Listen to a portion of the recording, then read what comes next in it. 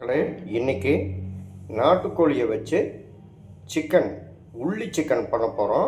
கேரளா ஸ்டைலில். அது எப்படி செய்யறதுன்னு பார்க்கலாம். அதுக்கு தேவையான பொருட்கள் என்னென்னு ஒவ்வொன்றா பார்த்துடலாம். இந்த உள்ளி சிக்கனுக்கு நான் 1 கிலோ நாட்டுக்கோழி எடுத்துருக்கிறேன். 1 கப்பு தயிர், 3 கொத்து கருவேப்பிலை, இதுக்கு குருமிளகு பொடி 1.5 ஸ்பூனு, மல்லித்தூள் 1 ஸ்பூனு, மிளகாத்தூள் தனி மிளகாய் தூள் 2 ஸ்பூன் எடுத்துருக்கிறேன். தேவையான அளவு உப்பு, இஞ்சி பூண்டு விழுது தேவையான அளவு எடுத்துருக்கிறேன். சில்லி ஃப்ளேக்ஸ் ஒரு 7 ஸ்பூன் எடுத்துருக்கிறேன். கிட்டத்தட்ட ஒரு 10 வரமிளகாயை பொடி பண்ணி எடுத்துருக்கிறேன். 2 கொத்து கொத்தமல்லி தழை எடுத்துருக்கிறேன். ஒரு 500 கிராம் சின்ன வெங்காயம். இந்த டிஷ்ஷுக்கு இவர் தான் மிகப்பெரிய முக்கியமான ஒரு கதாநாயகன். இவரை வச்சு தான் நம்ம டிஷ்ஷை பண்ண போகிறோம்.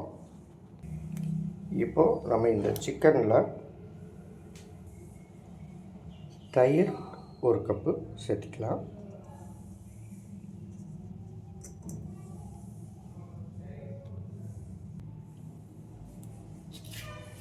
இஞ்சி பூண்டு பேஸ்ட்டை இதோட சேர்த்திக்கலாம். மஞ்சத்தூள், குருமிளகுத்தூள், தனி மிளகாய்த்தூள் 3 சேர்த்திக்கலாம்.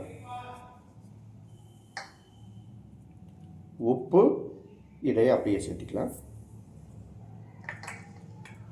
இப்போது இது எல்லாத்தையும் நல்லா மிக்ஸ் பண்ணி அப்படியே மேரினேட் பண்ணி ஒரு அரை மணி நேரத்துலேருந்து 1 மணி நேரம் நல்லா ஊற வச்சிடலாம்.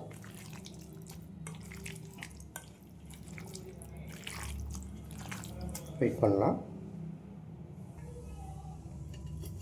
இந்த உள்ளி சிக்கன் செய்யறதுக்கு நம்ம சுத்தமான கடலெண்ணெய் ஒரு 150 கிராம் 150 ml சேர்த்துறேன்.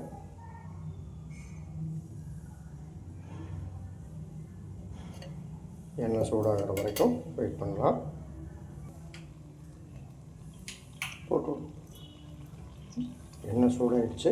இப்போ ஒரு 2 கொத்து கருவேப்பிலையை இதோட சேர்த்திக்கலாம்.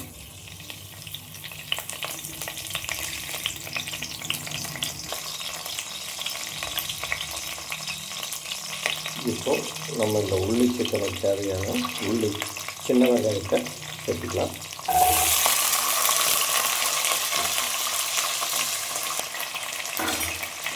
சின்ன வெங்காயம் நல்லா கண்ணாடி பதம் வர வரைக்கும் இப்படியே வதக்கிட்டு இருக்கலாம்.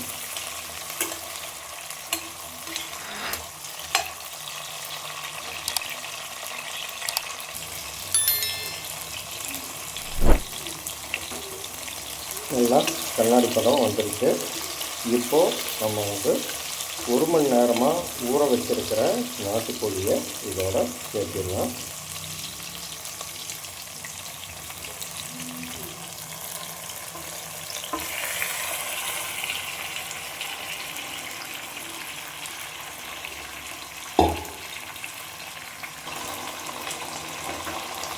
இதை மேரினேட் பண்ணி வச்சுருக்கிற சிக்கனையும் வெங்காயத்தையும் நல்லா மிக்ஸ் பண்ணிடணும்.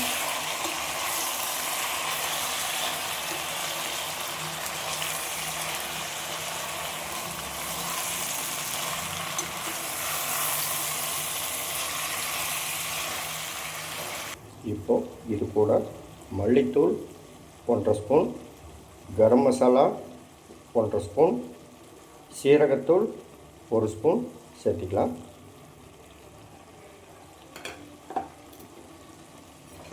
இதை நல்லா மிக்ஸ் பண்ணிடலாம்.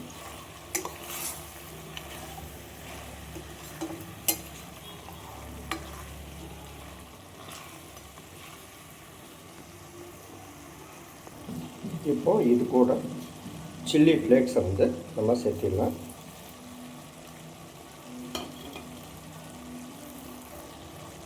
இதை எல்லாத்தையும் நல்லா மிக்ஸ் பண்ணிடலாம்.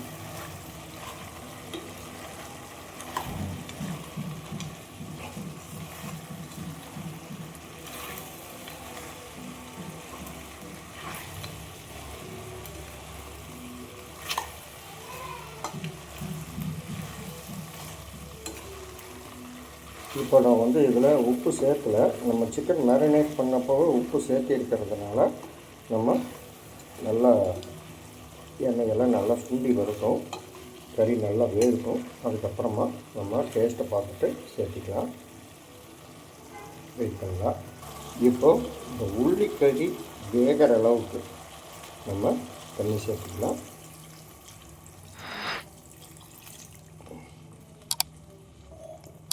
இப்படியே வந்து மூடி போட்டு ஒரு 15 நிமிஷம் நல்லா வேகட்டும்.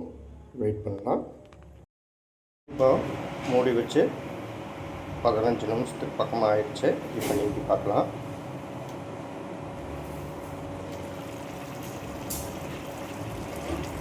நம்ம ஊற்றின தண்ணி ஓரளவுக்கு நல்லா ட்ரை ஆகிடுச்சு.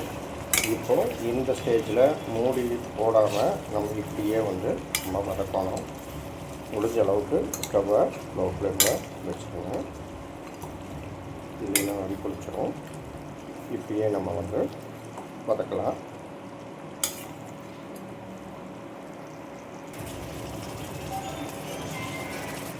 முடிஞ்ச அளவுக்கு இந்த வெங்காயக்கறி உள்ளிக்கறியை நம்ம வந்து நாட்டுக்கோழியில் பண்ணால் தான் வந்து இது நல்லா ருசியாக இருக்கும். பிராய்லரில் சேர்த்துனீங்கன்னா தொட பீஸில் செஞ்சு பாருங்கள், அப்போ தான் நல்லாயிருக்கும். செஸ்ட் பீஸில் நல்லா இருக்காது.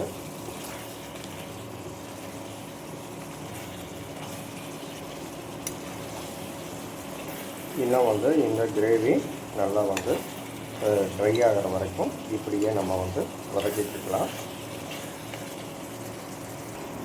அட்டகாசமான உள்ளிக்கறி சூப்பராக ரெடி ஆயிடுச்சுங்க.